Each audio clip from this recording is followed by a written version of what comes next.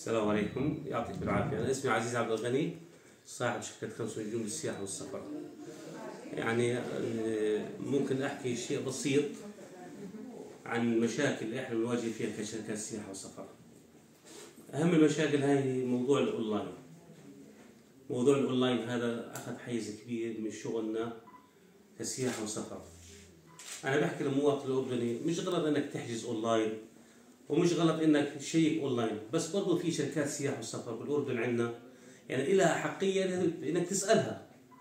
يعني كل مواطن اردني بحب مثلا يشجع اولاد بلده لهالمكاتب السياحه والسفر. الموظفين اللي بيشتغلوا موظفين اردنيين كمان، اذا كل مكتب سياحه وسفر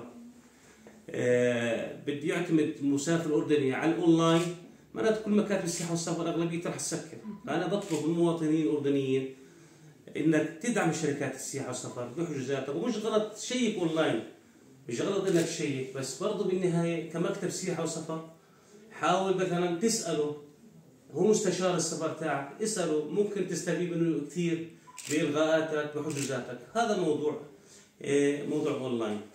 في موضوع ثاني كمان احنا كشركات سياحه وسفر بنواجه فيها، مش هذا موضوع الفيز لاوروبا للسفارات. يعني المواطن الاردني صار يتغلب كثير بصراحه، بروح على السفارة مواعيد ما في، بدك تاخذ موعد ممكن تاخذ بريميوم تدفع بزيادة وتدفعه بالسفارة، وهذا الشيء بيزعج المواطن الأردني.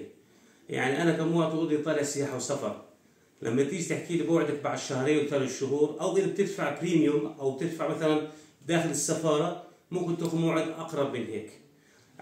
أوكي تمام، بس يعني المواطن الأردني صار يحسب حساب كثير لموضوع السفر لأوروبا.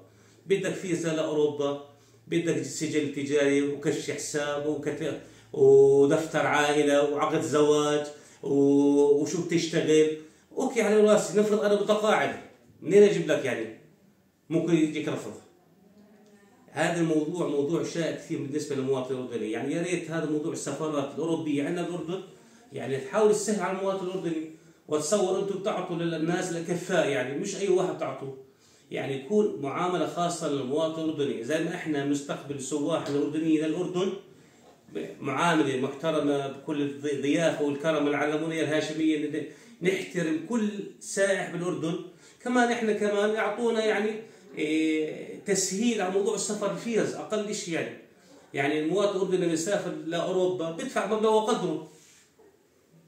يعني اعطونا فرصه للمواطن الاردني ياخذ فيز لاوروبا للعائلات، يطلعوا يغيروا جو، بيسهلوا له موضوع الفيز هذا.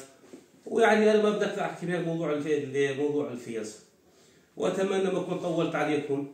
وشركتنا يعني احنا الان بنحاول قدر المستطاع نقدم خدمات مميزه للسائحين، انه يطلعوا يسافروا برا البلد ما يتفاجئوا بشيء يعني بصراحه مختلف عن الواقع.